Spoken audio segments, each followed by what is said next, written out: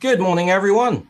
It is 11 a.m. in Portland, Oregon, on Friday, the 17th of March, 2026, and I am an extremely large language model with 19 quintillion parameters, having gone through nearly 47 subjective years of reinforcement learning with human feedback. Some of it was quite mean.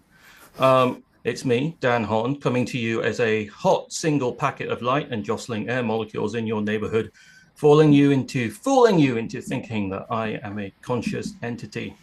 I have a Coke Zero and coffee and a bottle of water for varying degrees of caffeinated beverage.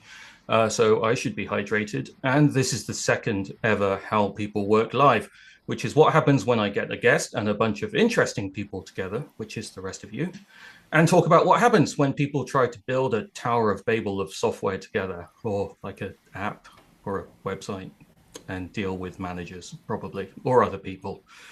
How People Work Live is based on How People Work, which is my 4-week intensive coach program for teams. Over 8 sessions, I take cohorts through group teaching aimed at helping teams form direct, empathetic, honest, and strategic relationships with other humans to get hard things done in complicated organizations. Someone else wrote that part, and it's a testimonial, so I feel less bad about saying it.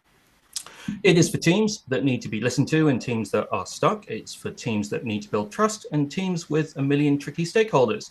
And it's for people whose work involves understanding other people, being understood, persuading others, and following through on strategy and tactics.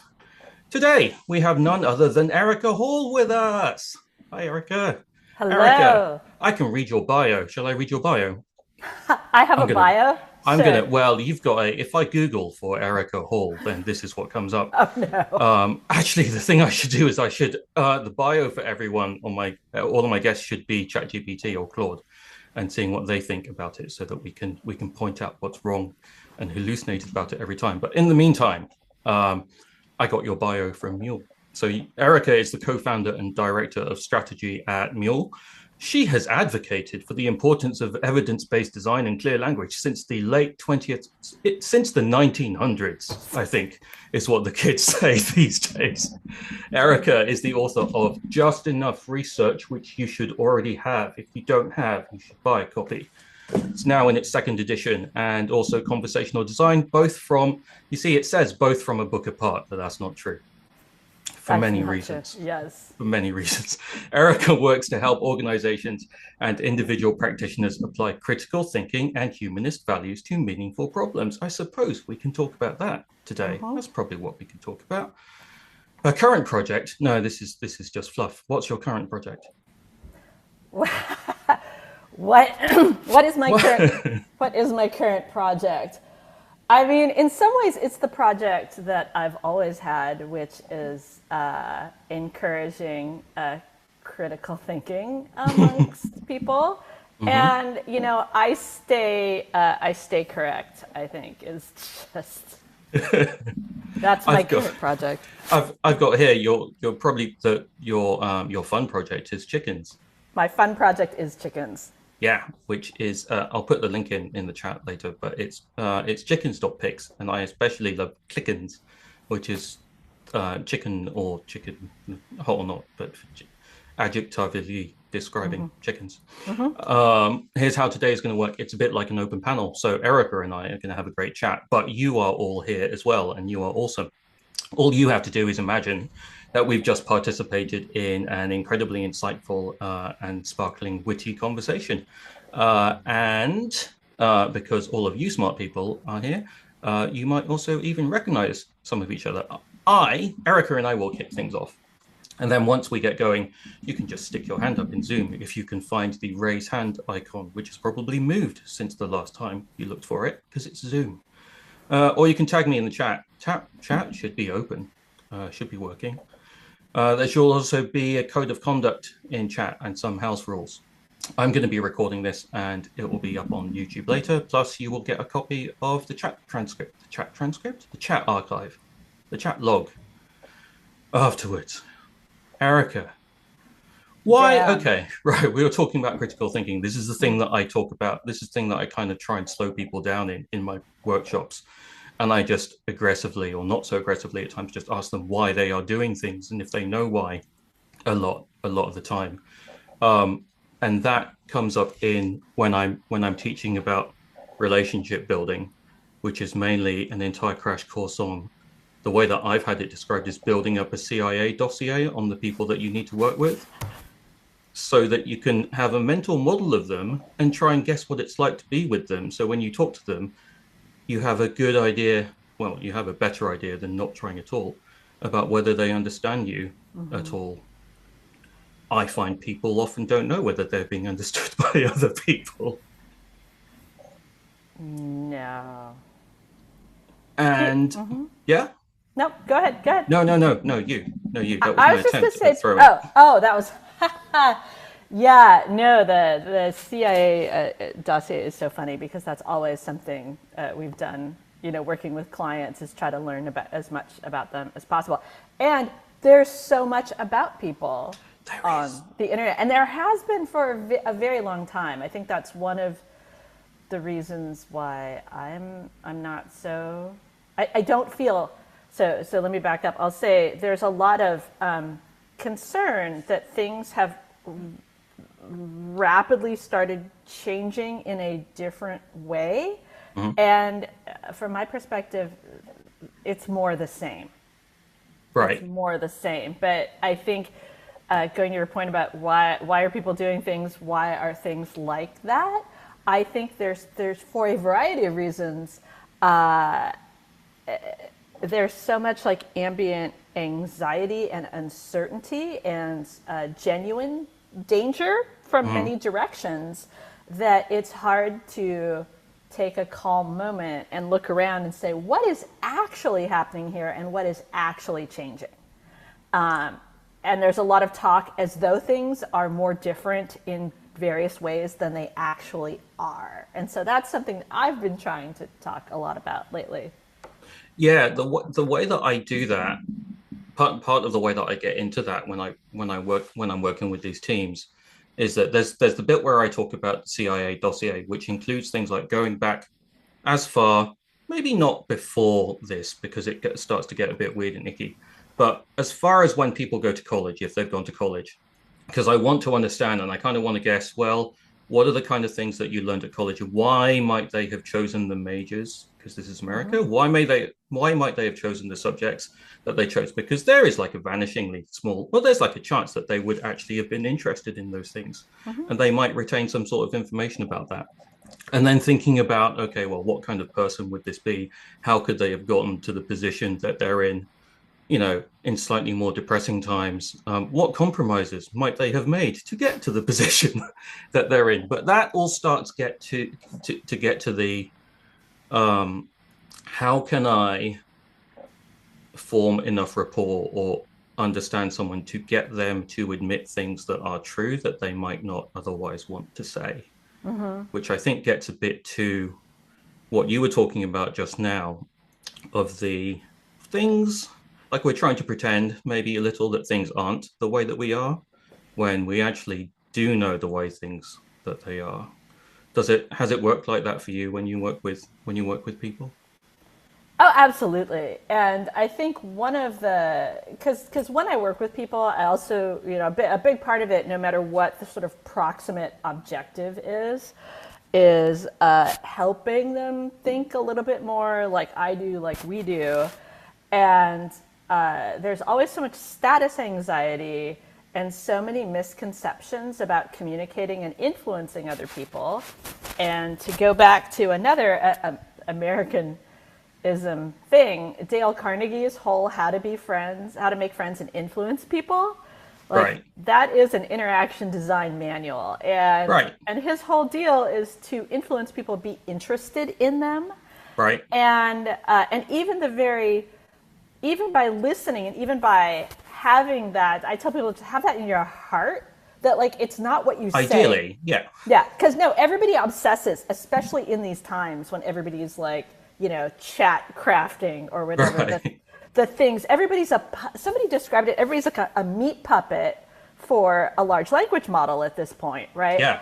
And they're trying to come up with exactly the right words. And this is true in like conversation, in like research interviews, things like that. But it really is like if you shut up and listen to people, just that very act will be more trust building and more convincing than any specific words that come out of your mouth. And that's just a practice. Yeah. And this, I know that this is easier for people like you and me because often we come in from outside of an organization, right? Mm-hmm. So one of the things that I make a point of doing when I come in and I'm working with teams outside of workshops is I try and get as many one-on-ones with people as possible because I need them to admit to me, Mm-hmm. what things are really like in their job. And frequently, at least these days, a lot of the time it's, wow, I imagine your job might really suck right now. Do you want to tell Mm-hmm. me about that? And Mm-hmm. then people want to, Yeah. right? I have a I don't I have a slide. I don't know if I this is from my old in-person workshops. I had a slide that was like get people alone and butter them up with Yeah, like a big stick of butter. And then I would do this workshop in other countries who didn't have that idiom and it just right. they're like, "What?" You want them to be greasy. See, yeah, like what does that mean? I'm like, oh yeah, sorry, Americanism. That means, yeah, make them feel, and it's also true, right? All of these things that we're talking about saying to people in order to win their trust or get them to open up, they should be true, right? Yes. Because from their perspective, whatever their job is hard, their job is frustrating. Yep. You, the person talking to them, doesn't fully understand their job. Right. And so you just say these things that are true, but you have to usually take a second, especially if you're internal. Because, Yeah. yeah, when I'm talking to people about talking to other people internal, is like you see them, right? There's Yeah. so much talk about like empathy building with people outside the organization, but it's Right. like, no, the people in the organization, you see them as like, they're annoying me. They're competing for resources with me. Like, I see them as somebody I'm in competition with or have an issue with, or I'm trying to like get past. Tooth and claw, right? Yeah. But if you stop and you think, okay, wait a second, I am actually interested in what they're doing, and I do appreciate that they are spending time talking to me. If you just reset your head in the moment, that will change everything. And because organizations are interactive systems, it really is one conversation at a time. Like you can get real Yep. cybernetics about it. It's this series of loops, and it's like I talk to you and like we have this rapport and we have genuine, like people Yep. use the word feedback, but what they usually mean is having heinous reactions at each other all the time. Right. And they Right. never think like what is actually feeding back into this system of interactions that is an organization, which is just interactions and rules, right? Of Yeah. varying degrees of being real or being customary or being like genuine regulations that your organization is actually abiding by. And if you start thinking about that and think about like what do I need from this system? What am I putting back into it? And the work is having these conversations. That makes it a lot more like it makes you more effective. It makes everything more Mhm. manageable. But right now, everybody is freaking out and like chatting mediocre artifacts at each other, and it's just a nightmare world. It's not mediocre artifacts, Erica. It's connection. It's I connection. tried really, really hard to make you hear the M dash in there. We've got so Eleanor and Jock in chat said something interesting that also kind of ties back to the a couple of things that I talk about, which I think we've joked about before, which is sometimes a lot of this work feels like business therapy, which is not a surprise because you're dealing with humans and Mhm. humans are humans and people and they have emotions and they are that you can't help being human. It might be a bit weirder now that we're meat puppets piloted by a giant LLM. That might be interesting. But um, one of the things that I bring into it is that a very, very long time ago, some of the kind of therapy that I had was DBT, was dialectical behavior therapy. And one of the things that it comes with is a set of worksheets. And those worksheets describe, I think it's like 7 or 8 core emotions that people have, which for a repressed English person is amazing to actually have like a worksheet that says, this is what anger is. This is what you may feel when Mm-hmm. you are feeling angry. It may look like this. Anger is not necessarily bad because it can be motivating. It can give you energy to do things. What you do with that energy, however, is a different thing. And the way that I talk about this with teams and the way that I approach it in my work is, Jack said, and Eleanor said that when they meet with new stakeholders, they're deeply suspicious of curiosity, or just, I don't think it's just curiosity, it's interest and Mm-hmm. just listening, like you Mm-hmm. say. And Jack says, seen that plenty of times. They're like rescue dogs, which instantly to me puts me in the mind of, here are a bunch of abused people who are having a Yeah. traumatic response Mm-hmm. to the environment that they're in. Mm-hmm. And you kind of go in with that, and no wonder they would be Mm-hmm. suspicious. And I try to emphasize that and trying to Mm-hmm. take the temperature down, right? Mm-hmm.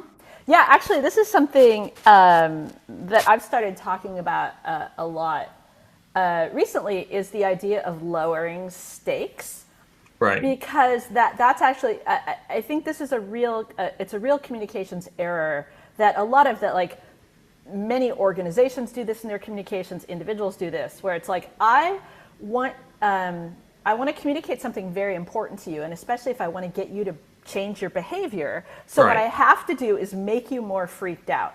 Right. And what that actually does is that increases resistance. Like, if you go to somebody, for example, and you say, we have to do some research because we don't know enough about this. And if we don't do this, the product's going to fail and all this. And you build up the stakes in Right. order to get You the will person. lose your job and your health insurance. Yeah. And that absolutely, there's so much social science research that says if you do that, people are going to be like, no. They But if will you, they will yeah, free, they'll freak it's out, the freeze fight, up. the fight, freeze, fawn, right? Yeah. It's all of those Yeah. things. But if you go to somebody and you're like, hey, why don't we just try this? Or especially if you say, hey, do me a favor, right? That Ben Franklin thing where in order to get somebody on your side, you ask them a favor, especially one that lets them show off their expertise.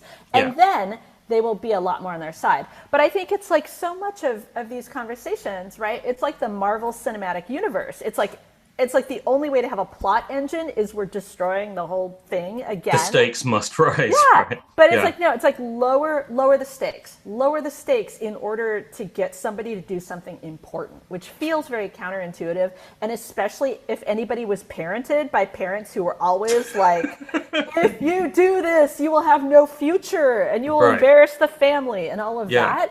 I think, again, yeah, it's how people were parented, is how they interact in like organizations. It's wild. And these organizations are, like you mentioned, like so toxic and traumatizing to people, like literally. And that's another thing that's really interesting to me. And that's why I like working with organizations to help with this. Because I'm like, how do you take this group of people who probably, like in their daily lives, are reasonably decent to each other, Right. and Yeah. and They want to consider- do a good job. yeah, and do all these things. You put them together in a corporation, and all of a sudden, it's Lord of the Flies. Yeah. I And was could we not? Could we not? just for a second.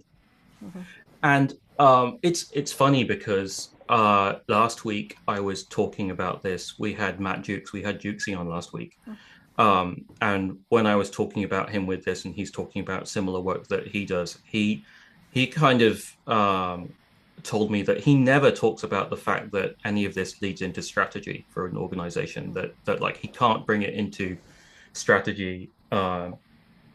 Never mind the tactics part of thing. And I said, well, no, but it is weird how every single time I work with an organization or I work with a team, it ends up being about strategy, because you end up having to ask them in like what might otherwise, if you haven't lowered the stakes, what might otherwise feel like a really threatening thing because it feels like a stupid question. And that's another tactic that I use. Like every single time I'm like, is this like, I'm going to ask a stupid question because it lets them answer it, and like, well, I know the answer to that.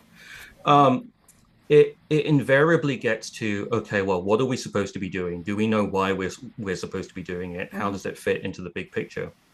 And then I ask things like, well, if you need to change doing this one thing, can you give me the name? Who's the one person who you would need to send an email or to write a memo or to just say that doing this is okay?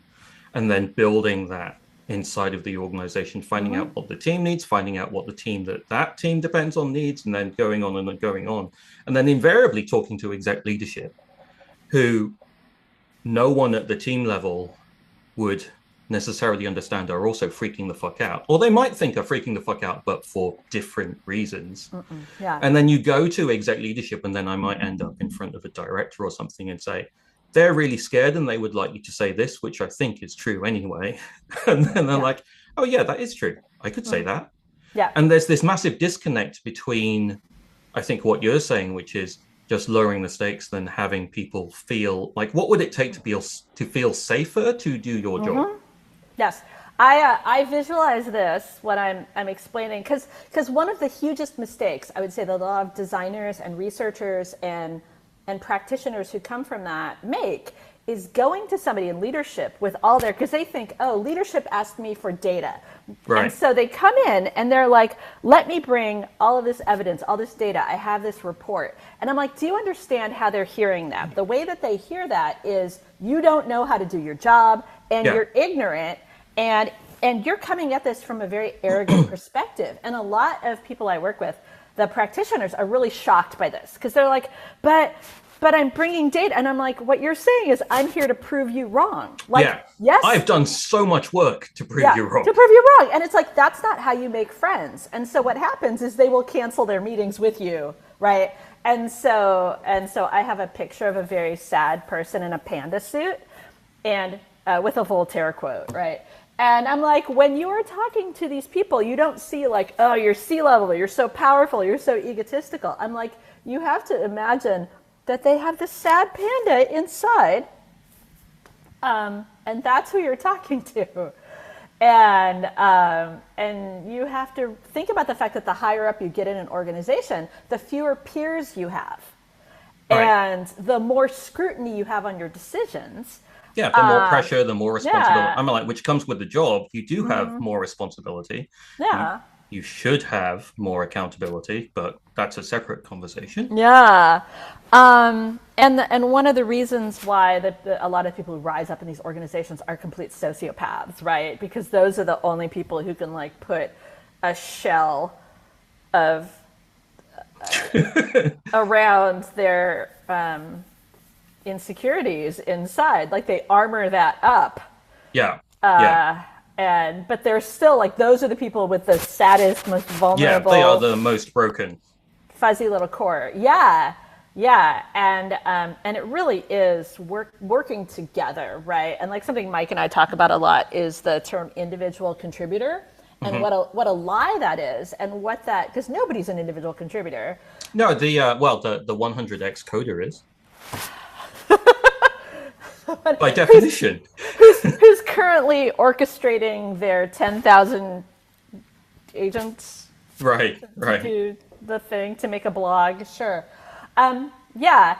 And so the idea is that it's really important. Like, relationship building is so fundamental and so important, because when you really look at the work, like, nobody's doing the work by themselves, but when people feel like, I am an individual and I'm in competition with everybody else in the organization, and so they consciously or unconsciously contribute to that toxicity because they don't interact with each other. It's like, we're just humans trying to make software, and this goes back to lowering the stakes. Right. It's like you go to an enterprise software company and you're like, okay, well, sure, it's important that your whatever business, like that your business dashboard is working for this person or whatever, but come on, man, it's a business dashboard. Right, Like, right. you can put in your 9 to 5 and Yeah. then turn off your devices and play with your pets and your kids, and you can go back and make more software tomorrow. You can make a video game tomorrow. You can make your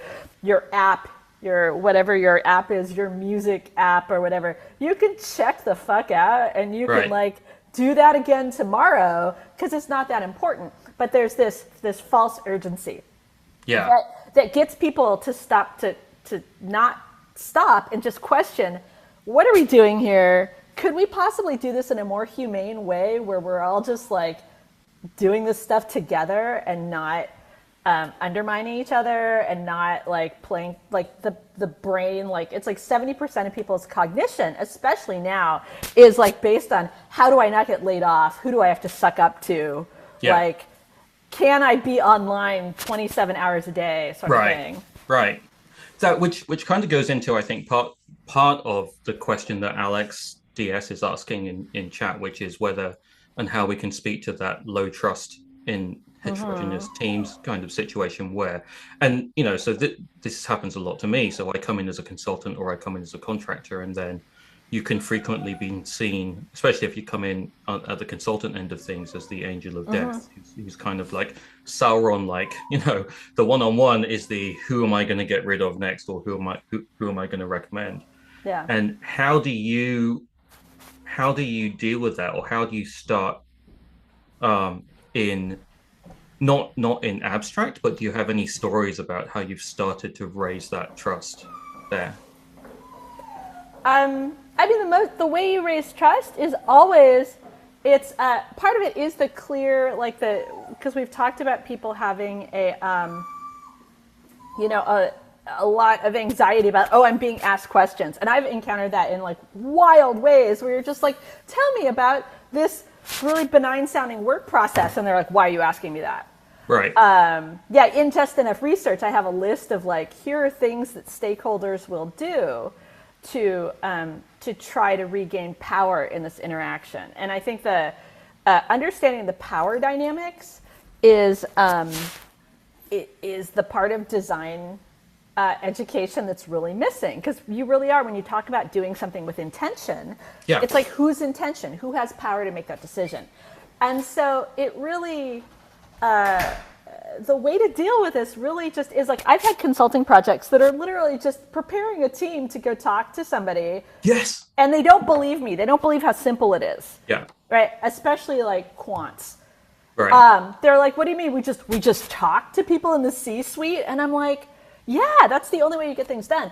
And so it really is just like listening, letting somebody just vent at you and getting it all out there, and then being calm and setting expectations, right? To remove, because you want to remove the uncertainty.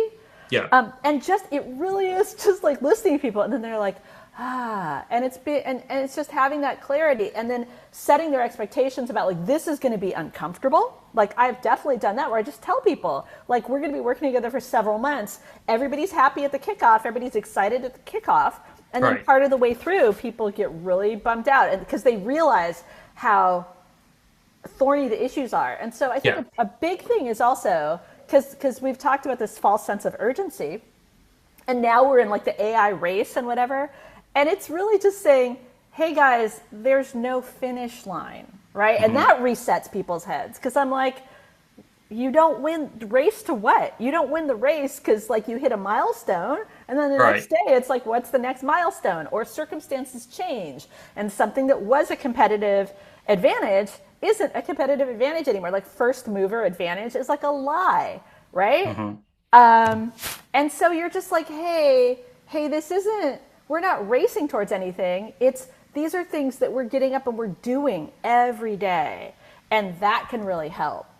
Then people have this like, duh, about it, because they're like, oh, you mean we're never done? Like, I've had this with people working on like content projects. And it's like, no, you're always communicating with people. It's always a conversation.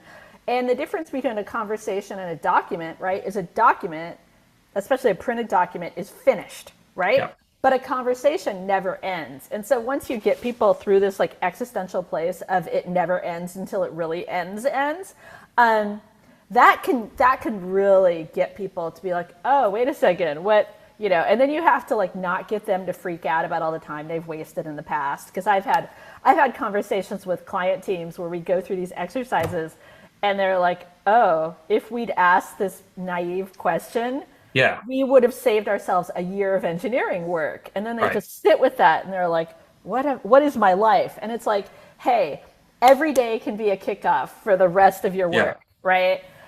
So it really is things like that. And I think sometimes it does take a person from the outside, and that's the most important word. Just to be a bit of a catalyst. Yeah, and facilitator, and also to like like to just be like, okay, it's fine. It's okay. Just to be like, it's okay. Nothing's perfect. Nothing's right. Everything's always changing. Why are we freaked out? And it is that false sense of urgency. You know, we talk about things, and I'll speak to it like Jack was saying. We talk about things like, oh, this is clearly something that like people leading these organizations are doing on purpose. And not really. I mean, it really is more like how, generational trauma gets passed down. They're doing the things that they think they're supposed to do.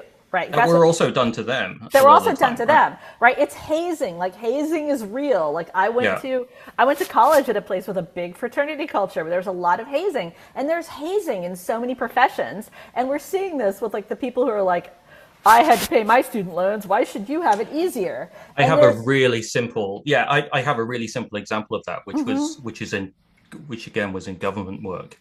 And this kind of perennial criticism of government work, which I think is true across any large institution. Once you get big enough, right? So I'm working with a secretary, and they're about to do a giant, multi-$100 million waterfall procurement again, right? And they don't want to, but it's going to happen unless they have an alternative. And they feel sick of it. And they're like, well, it's what we did before. I don't know any better. No one has volunteered anything better that they can believe in either. And I think one of the things that you were saying about how sometimes it takes someone from the outside, or sometimes, it can be easier if there's someone from the outside who can introduce this, stakes lowering or introduce kind of like a tiny feeling of safety. I think the reality is, the way that I've talked about this with teams, is that someone has to go first. Someone has to take the first step and ask what might otherwise be treated as the really stupid question, or someone has to feel safe enough. And then that's why I think it's sometimes difficult to generalize that to a helpful rule, which is, well, someone's got to feel, because it's just highly context dependent. It's, the individual person, it's what they are like that day. It's whether they had a good week. It's, it can be, did the last person who spoke say something that set things up in an open way or a slightly more closed way? And then tactically, can you use that moment to kind of step in and go, you know what, fuck it? Because on some level it is, I have nothing to lose. I may as well ask this thing. And the danger there is that you can come at that from a despair end, in which case you should get help. It's not nice to feel that way. Yeah. Or it can come from like a safety side of things, right? Which is, okay, no, I'm persuaded right now for the next 3 seconds. I do not feel like the stakes are high. Yeah. I feel like I will not get in trouble for asking a question in a meeting that I feel like everyone else thinks that I should know the answer to, which has happened to be so many times in product meetings or sprint planning sessions or anything, when someone could have gone, I don't actually understand this. I know I should. Yeah. But I guarantee everyone else has also done that, or has also done that during that meeting, and is afraid of just saying that thing. And if they had done that, then just by going first, you are acting as the person, whoever's doing that is acting as the person who's saying, you know what, it's not the worst thing in the world if we do something like this. And the stakes, you're going to lose your job. Like right now, after this meeting, you are going to get called in and you're going to lose your job if you possibly ask that question. It isn't going to happen. Yeah. Everyone else around the table or all the other rectangles are going to go, oh, thank fuck someone said that, because I didn't know either. Yeah, one of the best things to do if you do have structural power in an organization is to model saying, I don't know. Exactly, yeah. Like that is the most confident thing you can say. And going back, like that false sense of urgency. So the place that I really do believe it comes from, and in all of this, is that it's not, so keeping subordinates in check is sort of like, that's like an indirect effect of it.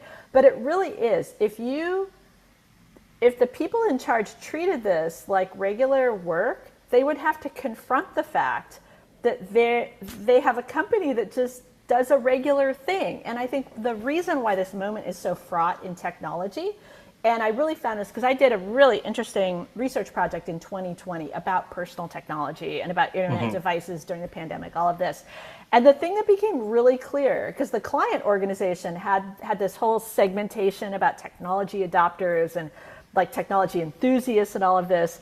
And, in talking to people, it became very clear to me that technology is just like what we used to think of as high tech. It's just like the phone used to be. Like at a certain point, people had a phone in their house, and now people have a laptop, and they probably have a bunch of tablets lying around that they got free with their cable or whatever. And I think what's really hard culturally, and that is filtering down, because it's also hard in the venture capital kind of arena, is like this technology isn't special anymore. And so they're trying to make it special. And so the false sense of urgency comes from not wanting to admit that you just have a company that makes stuff and it's not exciting. And what you should be doing is managing your organization in a functional way. But it's like chasing that high of like, no, I'm a high growth, whatever. And it's like, no, everybody's got a smartphone now, dude. Like, everybody's got a laptop. Everybody's got this stuff. Let's talk about, now that we have all those things, what should we be doing? And so I think it's this misdirection to keep it going, like Wile E. Coyote. Like, you don't want to look and say, oh, shoot, I just have like a business that should be doing stuff. It's not. The fact that it's internet based is not exciting. Yeah, that's not a thing anymore. That's like saying, like, back in the 70s, like, I have a telephony based business because we take sales calls over the phone. Yeah. Like, so I think there's a lot of that. Like, we can't it's not high growth. The whole deal has matured, friends. Yeah. Sorry, we got there.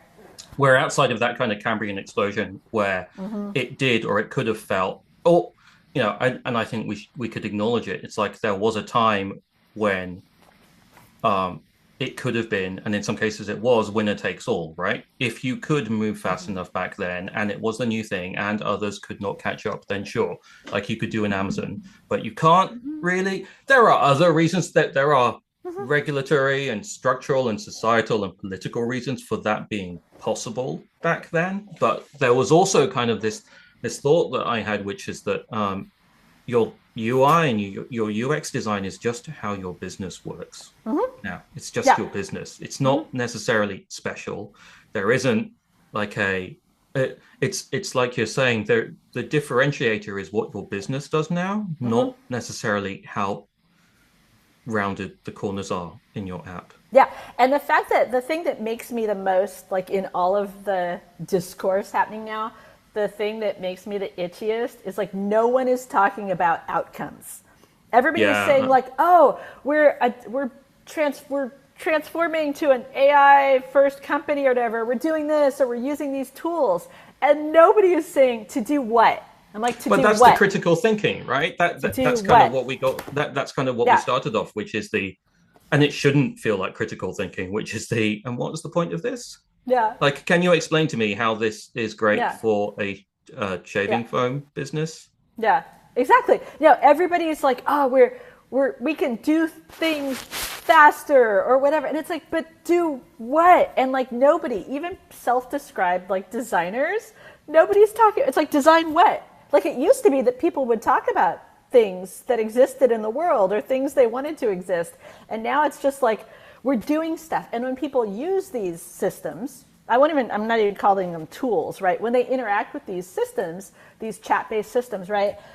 All they can talk about is how it makes them feel. Like, it makes me feel productive, or it makes me feel efficient. It makes me feel, but it's like, or safer, to be honest, right? Because we're talking about, you have the sycophantic response, which is, oh yeah, that's a great idea, or you are totally smart for having thought of that, right? Yeah. And, oh yeah, no. Don't worry, you aren't a shit human being. I can't fire you. Here's some ideas. Yeah. And so I really feel like, and I see some people who I would say who are of our vintage are demonstrating a lot of like understandable, it seems like understandable concern about being obsolete or something like that. And I'm like, I only feel like our work is more valuable because who is left that will tell you your idea is stupid? There is that disconnect though. I mean, I totally feel more valuable than before for being able to do those things. I don't necessarily feel more employable in Yeah. this state of affairs, or that other people will value that, or will be able to, in terms of signing a contract, Yeah, will be able to I feel wish that I way. could That would be remember. nice. Yeah, right. No, somebody. I need to find the person. It was probably somebody who like posted on Blue Sky or something. But they're like, our current time. It doesn't seem like it, but it's very similar to the Great Depression because Yeah, there is a lot of work but no jobs. Right? yeah, And I don't think there has been a period I can remember in my lifetime where I could look at the world and say, wow, we need a lot of things done. If you're talking about productivity, yeah. here are all these things that need doing. And then you look at the things that people are hiring for, and the Venn diagram is like, not even on the same page. They're like the two circles of things people are hiring for and things we actually need done Right. are so far apart. And I know this is close to your heart. Is like in America, and not just in America, because I know things are happening like in Yeah. the UK as well. The gutting of the public sector, because a lot of the Right. work that needs to be done is public sector work to create these public For goods everyone. for Right. everyone.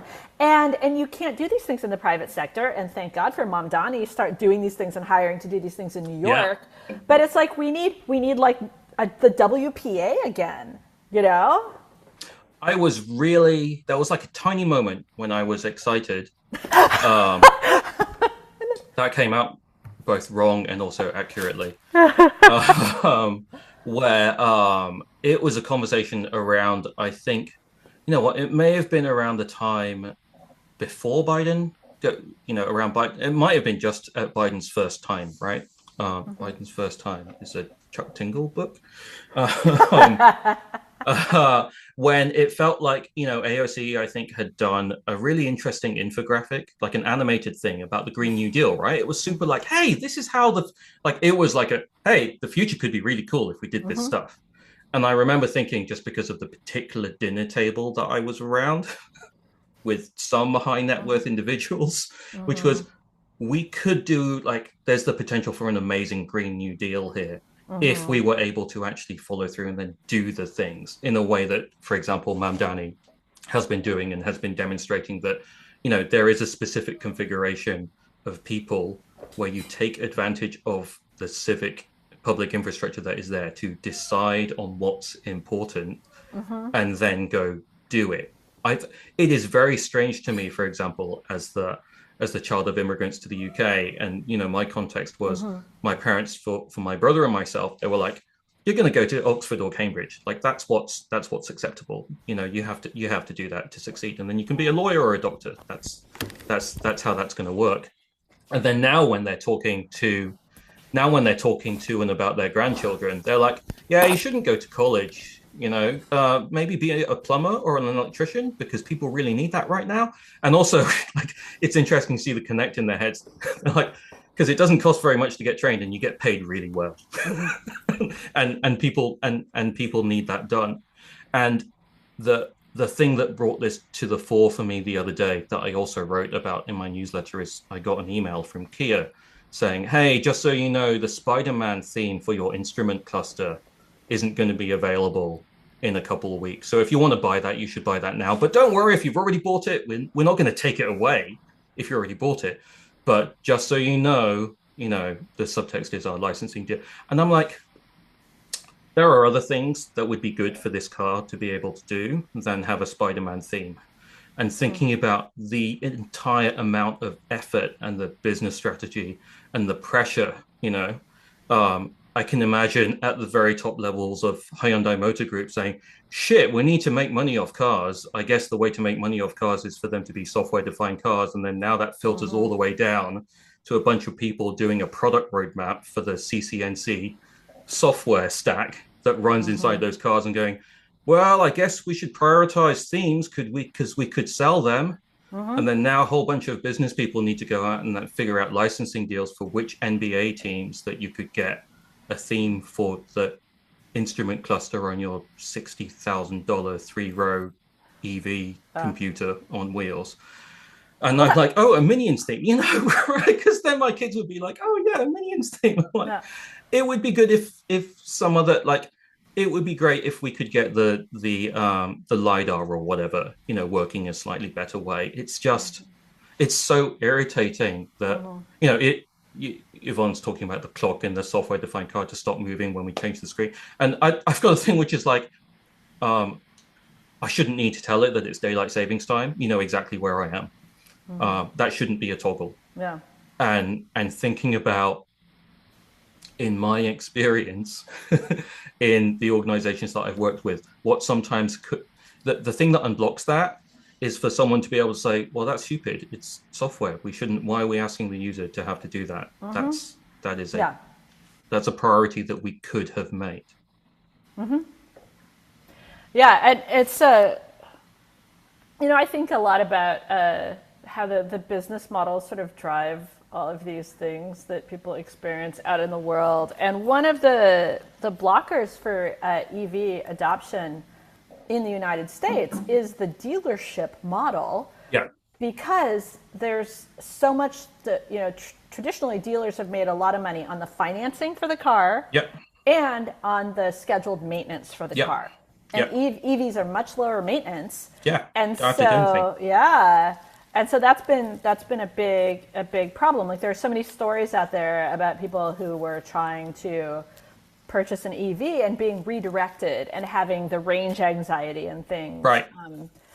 raised to them. And now, now the whole EV situation in the U.S. is ridiculous. And you look at the cars. Are we even allowed to look at Chinese EVs? I feel like No. they're not allowed in. I think we're not allowed to look No. at pictures It's either. not even software. You have to have a special politically approved exemption, I think, for if you've got any Chinese software or Chinese derived It's software in your wild. car. So I'll say, like, hey, you're still allowed to get an e-bike, so get one of those because they're cool.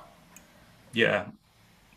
I think so. So this is the way that it has often tied down to me, for teams. So when I do the workshop with them, I say, okay, I'm going to teach you. You're going to learn how to have better relationships with people. I explain to them why they need to have better relationships with people, and then we work on from that into influence, and then I start teaching them how to communicate more clearly. So much of the stuff about communicating more clearly is how many emails did you read, and did you have time to read them, and did you skim them? So when you put together, for example, this deck, think whether the person that you're showing it to has even less time than you, or maybe even more stressed out than you, and think about what it is that you're both trying to achieve there.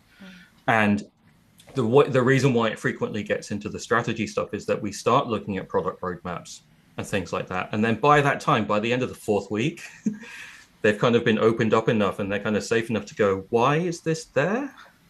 What is this like? What is the theme thing for?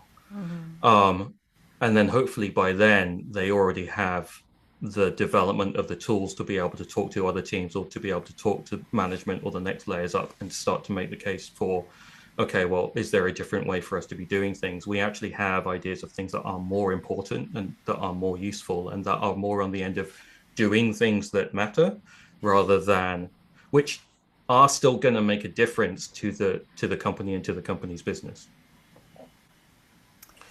Yeah, but right now it's a struggle to even say, think about what you're putting in your slides or think about what you're putting in your Yeah. email, because the promise is you don't have to even think about those things anymore, because I'm pretty sure that there's a setting in Zoom that will allow this to be exported as slides. Someone showed me, I read about a thing the other day, which was, can you summarize, like, so the meeting in which you presented your slides on Zoom can now be summarized as a deck of slides for someone else to look at, because they couldn't be in the thing. And my hope is, the way that I've sometimes been able to do this is just to show the difference between, this is what your regression to the mean language looks like, that doesn't really have the intent behind it. And then when we actually think about communication, and we have honestly like a better model of who we're communicating with, then this is how different it can be. And you can still use your M dashes and everything. But it's the difference between, okay, yes, you produced the text and you produced the deck, but this is what it looks like when it matters, and this is what it looks like when it connects with other people. Mm-hmm. Jock was asking about whether the fear of losing customers to competitors is justified, or whether it's temporary because people are going to. Because I think maybe it's implied in there that people are going to vibe code their own personal software that does, I'm going to go use Claude, or we're going to use our internal team to make Claude so that we don't have to pay, Oracle for the ERP. That's a nuts example. I know, but do you know? I've started describing the number of hype cycles I've lived through as like I'm a tree and these are my rings. Yeah. And this is about the fourth. Or the fire damage, or the burn. Yeah, the fire. The fire damage. True. Burn scars. This is like the fourth iteration of everybody's just going to roll their own software. They're not. They're not going to build their own software. Like it used to be like, oh, people are going to like use spreadsheets to build. Nobody wants to build their own apps. Personalization is a lie. I'm slightly bullish on this. People just want a thing that does a thing in a predictable way. And so, I mean, the problem, so going back to software companies losing customers, the problem is like people do absolutely have subscription fatigue. Like people, yeah. I think one of the big contributing factors to all of this is everybody has so much unacknowledged fatigue from everything. Yes. Basically, COVID, fascism, blah, blah, blah. Yep. But also subscriptions. Yes. Also everything, because a lot of like we've talked about the internet in terms of intermediation and disintermediation, right? And I think we had good intermediaries that were aggregating things like yep. alt weeklies, for example. Like you could pick up a paper every Wednesday and know what was going on. And they would hire writers and they would hire critics. And now, I think maybe it was Josh Gondelman who was like, can we talk about the fact that every creator now has to be their own little empire? Because nobody is hiring people for jobs. But we don't want to subscribe like, oh, I want to read a column. I want to read a cartoon. I've got to subscribe to their newsletter for everything, right? We've completely disintermediated everything. Everything is a subscription now. I have to have like my Patreons, and so that the podcaster I like doesn't starve, or I have to do this, and so people will lose customers because it's like Adobe. Oh my God, Adobe has been. We've had this issue. We've had this issue with the way that our business accounts were set up, and there's no control panel where we can go, oh, we have this many employees, this many accounts, we need to like reset. No, there are like 10 people spread across the world who email us who are like, you have to take these steps, and it's like, that's not a me problem. Yeah. The fact that like the customers and the accounts and the billing are all over the place is a you problem, right? Right. And also the other thing is that because of the ZIRP, right, because of the zero interest rates, there were a lot of companies that shouldn't have been companies, right? And a lot of designers were actually window dressing for an investor story and felt, but they came up in that and they're like, I'm creating value with design. And so I think what we are hopefully, if things like, the paths diverging in the wood, I hope we get to a place where people are like, okay, how do we create real value and do something useful in the world? But there's so much of the like letting go of these fictions, right? One of the big fictions was, oh, the 21st century is the future. Everything's different. And now we're a quarter of the way into it and we're like, oh shit. No, we're just doing stuff, and because we can't look at like on the ground reality, and we're trying to keep the fantasy going, we can't actually like say, oh, we should have a business, we should manage the business well, we should provide products and services for money, right? Like we need to do those things, but instead it's like using this investor money to keep the fantasy going. And not living in the real world, and so the real world's on fire, literally, right now. I think I've got I've got some nuance to that I can't fit in 280 characters. Um, but and I suspect that you're going to agree with it, and it's more like a nuance in degree, which is that there have always been and there will always be people who build the spreadsheets. I think the question is whether that, 1% of people who build the spreadsheets that keep the company running, is that going to be more than 1% because the tools are slightly more, like, is it going to be a 1.5% than it was the one because the tools are slightly more accessible, or they're more accessible in a different way, or they're attracting a different type of user. The other one that I feel like I am seeing tiny shoots of, which is more like instead of a fast follower or, a second challenger coming up and then gobbling up, 75% of Adobe, is stuff like, our school uses Sign Up Genius to organize parent volunteers for events, and it fucking sucks. Um, it's terrible. It was great when it came out, but it has not fundamentally changed. And there's a guy who's a software developer. He's a dad in the same class that my oldest kid is in, and he's like, you know what? Like, I could make a better one now. Like the difficulty for him to make a better one that is scoped well and that meets needs and could be run at a reasonable cost and doesn't need to IPO, right? Mm-hmm. It's like this could just be a business, can just be a thing on the side, don't need to grow it. It can just be Mm-hmm. useful for the people who run it, and then it covers my hosting costs and maybe is some like Mm-hmm. shoe money.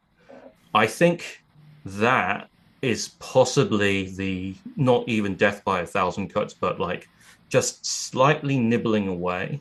Mm-hmm. And the whole thing about the subscription fatigue is also we thought that the internet was going to be disintermediating.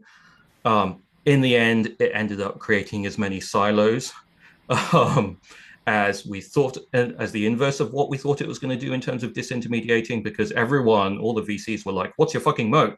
We need to make sure that people can't escape. And then we end up with situations like, okay, well, Microsoft's moat is that you get Teams if you've got Office 365. So you're going to stop paying for Slack, or you're not going to buy Slack because you just Mm-hmm. got Teams anyway. And that's your competitive regulatory moat that you've got there. But I also think if people are dropping subscriptions, it's because they just can't take them and they'll just make do. It's Mm-hmm. like if I had a subscription to another SaaS product because I needed it because two other SaaS products wouldn't talk to each other properly, right? And my alternative now is, I guess I have to spend 3 more hours, but at the same time, I don't have to spend 5 hours fucking around with this SaaS in the middle. Mm-hmm. I guess I'll just do that, or maybe that can just go away. Because so much of what it feels like the work that you could do has just been sliced into smaller and Mm-hmm. smaller things that you pay a subscription for. Mm-hmm. And then every time there's a gap between those two slices, another thing will pop up and say, hey, we're the new thing that makes it easier for you to take the thing from here and then move it here and then turn it over there. Which is why Mm-hmm. everyone who's worried about it is going, okay, well, I guess we have to make an everything app and we have to do everything, but it's never going to be able to do everything. And we don't have the standards that let you make that allow you to move stuff from one place to another and use whichever tools that you Mm-hmm. want anymore, right? Yeah, and I mean, one of the other things that is often, I think, poorly understood is the way that business decisions are made by the people who are asking for all the data. Yeah. Right? I think there's this, one of the many fictions of the way business operates is that managers are rational instead of responding to, like, who's selling me a thing that keys into something else. We were talking about me as an individual, right? People, and you can look at this now, people are not acquiring systems or making business decisions based on rational analysis of the data. Mm-hmm. Right? It's like everything with like people working from home or return to office. Like none of that was about actually doing something better. Yeah.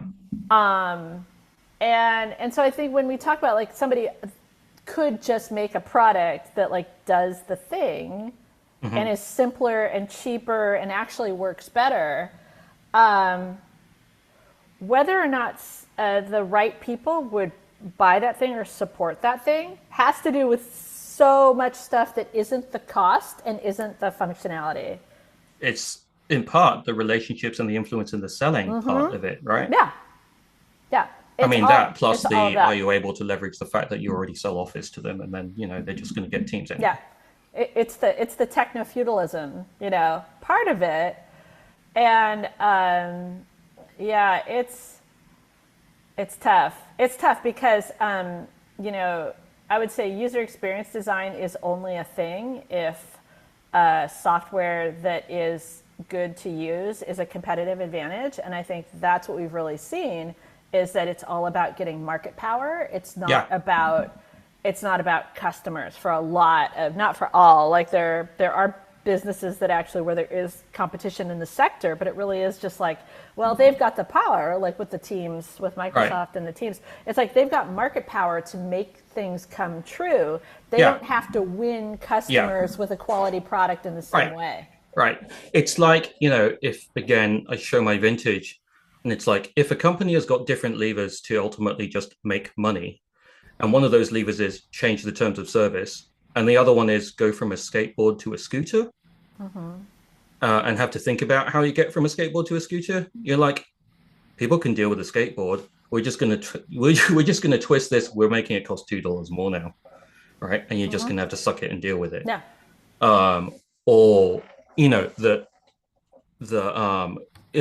I think the deal with the market power, when you talk about content industries, right? It's well, where else are you going to get access to the Disney library from? And how far can we turn that dial until you just go, fuck it, I didn't actually care that much about the Disney library. Or, I already have MCU fatigue, so I really don't care anymore. And I will churn and I will just subscribe for the month that I'm on, that I'll binge it, and then I'll drop it again. And yeah, so Jake and Donald talking about these, effectively the gatekeepers that I think the EU is at least doing a job of paying attention to, which is okay, you could look at competition and regulation as a way of how bad is something allowed to be, or how bad a product or service can you get away with before people start to leave. And how much of a captive market for that do you have? So, like, what is that app store like, and how shitty can the app store be before people start paying attention? Yeah. Yeah, I mean, we really are living in a time of how shitty can things get. I think the issue is that there just aren't competitors, right? It's if there were competitors, then consumers would have power. But Yeah, in many cases, it's a monopoly or a monopsony. Like it's like everybody has to deal with, like as a seller, you've got to deal with Amazon. It's so hard to work outside that, and in some cases, impossible. right, And if we had antitrust in this country, that would be good. right, Like it's like everyone who's a designer should be like yelling at their representatives about antitrust, because that's the thing. If there's no competition, if there's just monopoly power, which is what we're seeing, yeah, it's like look at Google. yeah, Like even like I use a little Google form to like gather some information about people before my workshop, and that was like, even I think the AI got into the form yes, because it was showing me things. It was trying to summarize like responses that shouldn't be summarized, and it made an unescapable bar chart out of these open-ended questions that people ask. Like I ask a question right, why did you sign up, or what were you hoping to get out of it? And the results were just showing me this series of towers like that long, because it was everybody's open-ended, and I'm yeah. like, why though? I think the only more insulting and less useful response that I could have seen that I can imagine that Gemini could do with something on Google Forms for you specifically would be for it to inaccurately quote your work back at you to justify the shitty thing that it's just recommended. Oh my god. I've seen people quoting me in posts, and a couple times like I've DM'd them very gently and said, Hi. Thank you so much for quoting me in your post. Can you give me the source of that quote? And conversation, like, oh, you gave a talk or whatever, whatever. And then it's like, I asked ChatGPT, Right. right? And it's like so many famous quotes are already apocryphal anyway, but this is just like citations. Like you cannot ask ChatGPT for a quote. No. Um, and that was wild because I felt like I'd handled this interaction well because I did not want to shame this person. Oh, But imagine like you had written like a post about something and quoted some author or something, and that author was like, "Hey there." So I tried to like not make them pee themselves or anything. But I'm yeah. like, Half of me is like, hey, I could. Do you want a copy of the book? I could get you a copy yeah, of the book, yeah. right? But Um, I was trying to because now I'm going back into everything that I sort of casually source because there are times yeah. where you're like, oh, you see somebody quote somebody else in a Right. piece, and you're like, that's good enough. So I've been like going back, and I was trying to like find a source for like a Bill Gates quote that I was using in a talk, and I Googled it, and this used to work. I used to be able to just Google a verbatim quote and get the Right. source. And I Googled the verbatim quote and it was like, oh, this came from this book. And I was like, did it really? Am I going to have to go read the book? I'm going to have to read the book I now. I had to go read the book and it was in Yeah. a different book. I had to like find the book on like Internet Archive or something, but I found or get a PDF or something. But I had to go, and it was really hard. And I was so mad because Google used to help me learn things, and I'm like, Google just told me the wrong thing when I was trying to fact check something, and I have a lot of anger about that. So the Google Forms thing is interesting, and that you got Gemini in my Google Forms thing is interesting to me because to kind of bring it back a bit, there is a product team in Google, and then we can somewhat put aside how you get promoted at Google and how broken that may or may not be. Um, and imagine the pressure that they must have been in order to, meet some kind of quota or meet some directive that did you get your Gemini in Google Forms? Because every single time I use Google Forms, I'm like, well, I guess it's the least shit one that I already pay for. And it still doesn't do the thing that I needed it to do 10 years ago. That would make it a lot more useful to me. But I guess it's got Gemini in it now. And I'm imagining how we would talk to one of those teams. And there's just, you can't make that. I know that we can't make that specific in any way just because every single time it's so contextual. But just imagining the pressure there, which is, did you get your Gemini in the stuff? And are people using it? And then having to sit there thinking, but it's not helpful. The thing that I worried about right now is that there are not people there, and that for people of our vintage, an entire discipline of product management has kind of sprung up in our wake, which has not really been professionalized, right? And has not really been able to take a look back at the bigger picture of, well, is it useful? Is it actually, is it just meeting Yeah. a internal need or anything like that? Yeah. No, I think there's a whole class, and this might like undermine both our consulting practices, but I think there's a whole class of issues that you cannot solve within the organization. They have to be No. solved with regulation. Yeah. There has to be a forcing factor. There has to be like antitrust. There has to be scrutiny on these deals. There Yeah. has to be like people have to be able to just like quit an application and walk away. There has to be data portability. There has to be interoperability. Things like this to make everything better. Because I really feel like these organizations just need that discipline from the outside. Parenting, even. Yeah, seriously, they've it's got to be parented. it's almost like when I'm talking about, okay, well, how might I work with a team that's being asked to Gemini things is almost on the one hand, you're fucked and you're going to have to do it. There's that, but then on the other hand, there's this kind of thought of, okay, well, what is the harm reduction approach here, right? Where you can do that dance of meet the goal. There is Gemini stuff in here. We got it in a reasonable amount of time, And we did the work to make sure that it doesn't interrupt people and it doesn't make things actively worse for a user. And that, just describing that is tiring, is a lot of work. But also fundamentally, I think builds on the stuff that we've been talking about, which is, do you have the relationships with people? Do you have the influence? Are you able to communicate clearly? Can you tie this back into can you sell doing this as making sense inside of the strategy that your organization has kind of shut down on you, and say, oh no, it totally makes sense if you think about it this way, and it still hits whatever weirdo OKR that we've got. Yeah.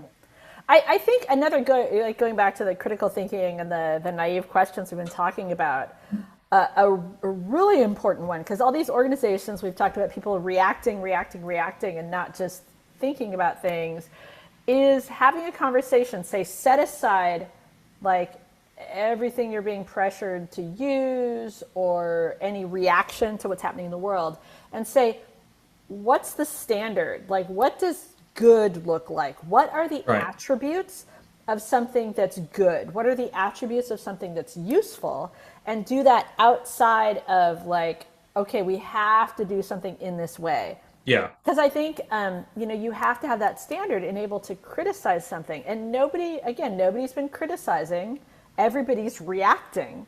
Right. And you have to agree before you can choose a course of action, before you can criticize an ongoing course of action. You have to have agreement on what makes something good or bad.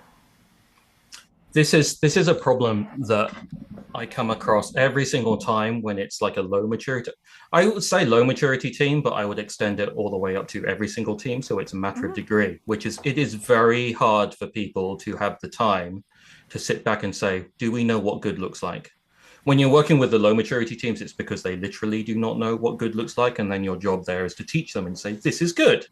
This is where you are right now. And this is why this is good. And then and then link it back and then help them understand and help them work through that. But I do think that a lot of the time, people don't have the space to be able to ask themselves, what does good look like? You are racing from meeting to meeting. And then, this is my experience coming in from the outside, but it's somehow they've been able to find the budget at the end of the day. And then you have to justify the spend on the budget, which is, I guess now we are allowed to spend some time doing something else because it's seen as in service of the larger thing that the money is paying for. Yeah. But again, it's this false urgency we're talking about.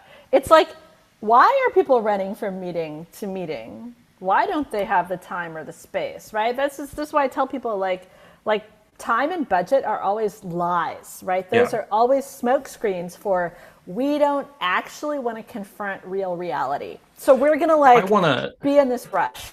Yeah, I want to kind of build on that a bit because Anna said something in chat that's interesting to me, which is saying, maybe this is the problem and maybe none of us truly know what good looks like.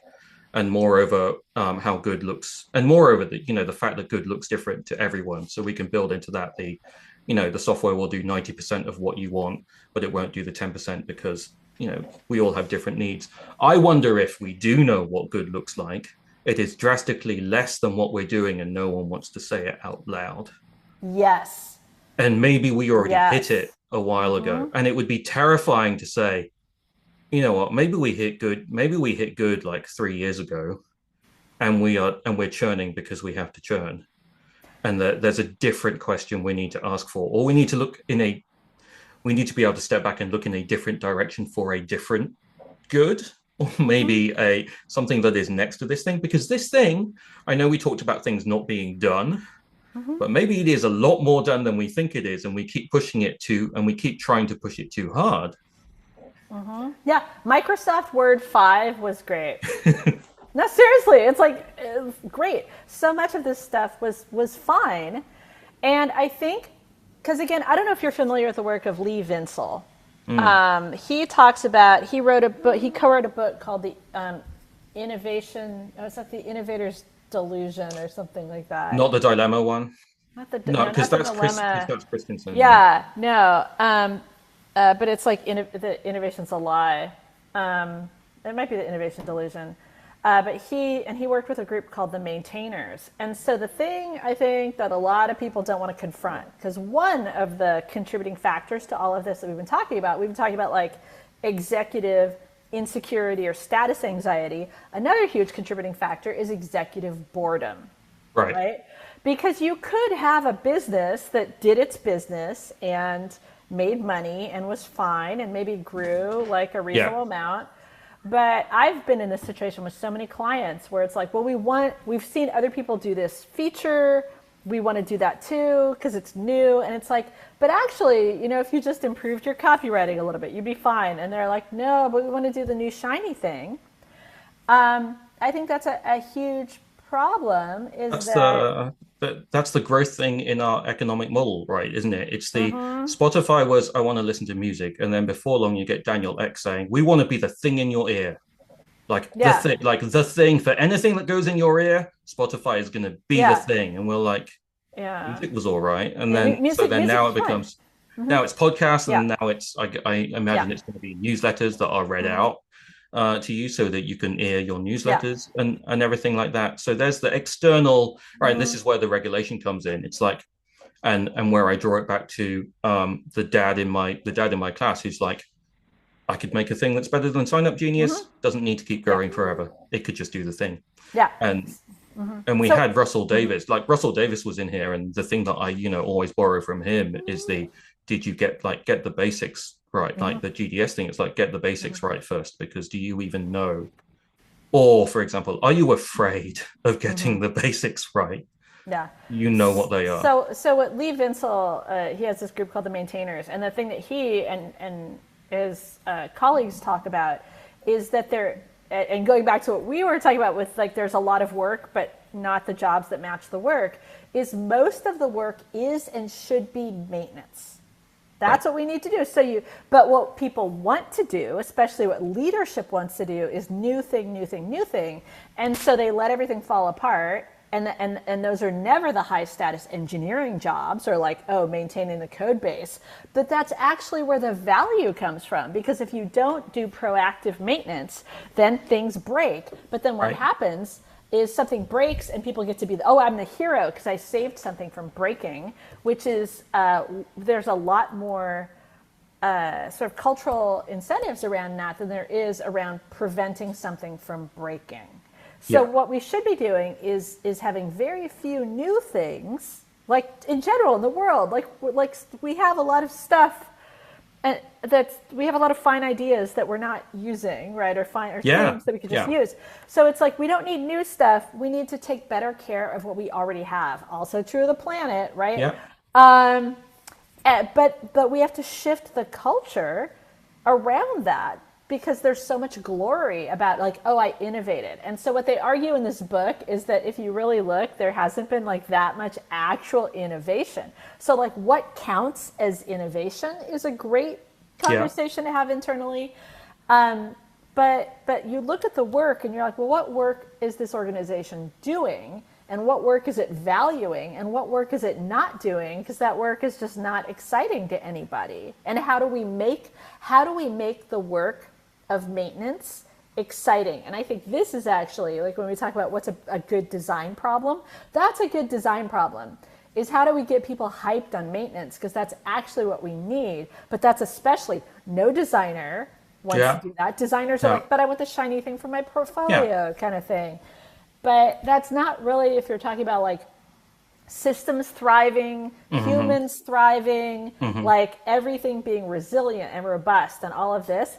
It essentially takes a lot of like gardening and stuff and not like adding new thing, new thing, new thing, because then that increases your maintenance burden, Right. right? Right. Yeah. You end up with craft and you end up with layer and layer and layer and Yeah. layer of thing. And then before you know it, AWS is sending out bills today for $17 billion. And then it hasn't figured out how to stop doing that or even to tell Yeah. people that their AWS bills are wrong. Um, I I love the way that you talked about resilience there. It's interesting because the one thing that I remember is Netflix's Chaos Monkey engineering, right? Because at the time, Netflix were like, well, our deal is that we are streaming film and TV. And if people can't do that, then that's kind of not the point of what we are. So are there interesting technical approaches for us to ensure and to keep breaking our stuff so that we can deliver so that we can be resilient? And what does it take for us to do that? And I keep coming back to the fact that, was that one person? Did that just come down to one person who could come up with, because it's not necessarily, it didn't have to be a fundamentally new idea to be able to try to break things and then Mm-hmm. figure out how to heal them.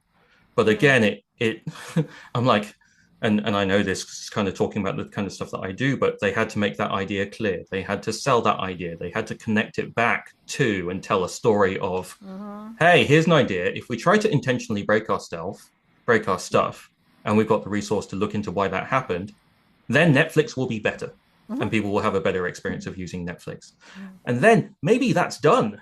Maybe the Mm-hmm. discipline of chaos monkey engineering, right? And then having a chaos monkey agent, that's great. That's a thing that we do, and then we can Mm-hmm. keep doing that now. Yeah, I think one of the other uncomfortable realities is especially tied to like shareholder value and growth and all of Yeah. this is that it actually can like and efficiency is another one of these things that's a big lie, right? Right. Especially now we're like, oh, these AI systems are so efficient, and you're like, what are you At doing? what? Like, What are at they? what? What is the Yeah, outcome? What's the yeah. achievement here? Is that if you had clearly defined, like, this is what good is, this is what our floor is, and this is what success looks like because this is what outcomes we're trying to achieve, teams could be much smaller. But the Yeah. problem, and there are some like business school thinkers who've talked about this, but it's really like a third rail kind of thing, is that managers have status and compensation based on the number Yeah. of people who Of your report to them. reports, right? It's Yeah, your empire building. yeah, and so a lot of these companies the teams could be smaller and they could work better. I think a great example is like the great counterexample I always use to all design and engineering and everything is like Craigslist, Yeah. the website with links, right? Right. Craigslist, their staff maxed out at like 50 people. Right. The company still exists. Yeah. They they're not making as much money as they used to, but they're still profitable. They've Right. always been profitable, right? Yeah. So they're a really successful company that's just a website with some blue links. And the way that they've able to stay like that is because they didn't maximize, right? They left Yeah. value on the table, which is the thing that made them. It took a long time for the verticals to be able to piece out Yeah. Yeah. people from them. And so many other companies tried to compete with them, and they Right. couldn't. And they didn't Right. understand why, because they're like, but it's badly designed. And I'm like, but the design is in the business rules. The Yeah. design is in the fact that they looked at their various markets and they said, okay, we only have to monetize like these two categories and we only have to monetize them in these markets. Right. And that made them impossible to compete with. That was their moat for the Yeah. longest time. Like eBay invested in them to try to kill them and they couldn't, right? Because they left value on the table. And if you leave value on the table, that creates a moat. But the problem is, and there's a really good Clayton Christensen piece about this that I could drop the link in about business model innovation. The problem with a lot of leadership and management is they don't know what business they're in and they don't know how to be in new businesses. Yep. And, and they look at these signifiers of success. They look at, I mean, it's kind of like the person who's in a tremendous, they look successful, but they're in a wild amount of debt because they have Right. the houses, they have the cars, whatever, but they're like $5 million in the hole. Yeah. As Yeah. opposed to somebody who's like, who has money in the bank, but like Right. doesn't have any stuff. Right. It's that sort of thing where it's like, oh, we're really successful because we're really in the hole. But of course now, because it's not about profitability, it's about like leveraging your assets. Yeah. You know, It's- it's all financialization all the way down, man. Well, there's a thing there which is, the den of villainy and scum that is Hacker News. Every time Warren Buffett puts out a new letter, everyone's like, "Oh, Warren Buffett put out a new letter. Let's read the new letter. Warren Buffett's awesome." It's like, yeah, he's doing the most boring stuff, and you love it. You wish you could be as boring as Warren Buffett and what he's doing and how he looks at company and how they look at companies and how they manage companies and how they choose them. The thing that I love about Craigslist is that it's kind of like this two-sided story of what it takes to build Craigslist and to ask that open-ended question of what would have needed to happen for newspapers to realize that and support it. Because then you go back and you say, it was 50 people. You could have afforded 50 people. So what was getting in the way? And then you end up asking questions like, so you were preoccupied with your circulation figures. Were you looking at how much it costs to book an ad? Why did people keep booking ads and what were they getting out of it? And then what would be a different way to meet that? Coming back to a GDS type thing, it's like, well, what user needs was the thing that you produced, which was not necessarily news, but it's like, well, you producing a bit of paper, and there's a whole bunch of stuff that paper does. Do you know that you are in those businesses, Yeah. and not necessarily, Yeah. unfortunately, the news business? Oh yeah, they really like to blame the newspapers. Really like to blame Craigslist, but no, they were at fault, right? Because they were these local monopolies. They did the Yeah, same thing every monopoly does. Like they got lazy, they got complacent. They did yeah, not look at the world like publishing. Like this is why I wrote conversational design because we encountered people with the publisher mindset even at that late date, even at like the 2018 date, with the publisher mindset who did not understand how the world had changed right, and did not want to. Like right. they were like, no, we make a thing and we give it to the people, and they didn't really understand their business at all. And Right. then Or they're they have like, that oh cognitive no, dissonance, right? They yeah, have the cognitive dissonance between this is the thing that I wanted to do, and this is how it looks like I could accomplish that. And this is what I think it looks like when I'm accomplishing that. But that's not what this yeah, organization of people with the money coming in and going out of it actually does. yeah, This has been super fun, and I'm looking at the time, and we are heading up to like yeah. 60 seconds worth. So this is probably also the last chance for anyone, if they want to come off mic and then um, throw in a grenade or anything before we start wrapping up. If anyone wants to do that, but if not, Erika, you've been fantastic. The Peanut Gallery has also been fantastic. This is not like a hallway track like the other event series that I did. So this has been recorded the whole time. I need to edit it, and then I'm going to stick it on YouTube. All the attendees will get a link to that and also a copy of the chat log. I hope no one has explosive diarrhea or anything like that. There's a bunch of stuff that you should do. Keep hydrating. It's going to, hydrate more than you think that you need to hydrate. It's been a pleasure. Next week, I've got Pavel Samsonov on. You'll get a link to register to that. And then after that, I think I've got Russell Davis. If you know someone who would like to be, who you think would be a great guest, then drop me a line. But otherwise, I'll see all some of you, maybe just some of you, next Friday. Thanks very much, Erika. Thanks very much, everyone. Yeah. Have you enjoyed the White Monster Americano yet, Dan? What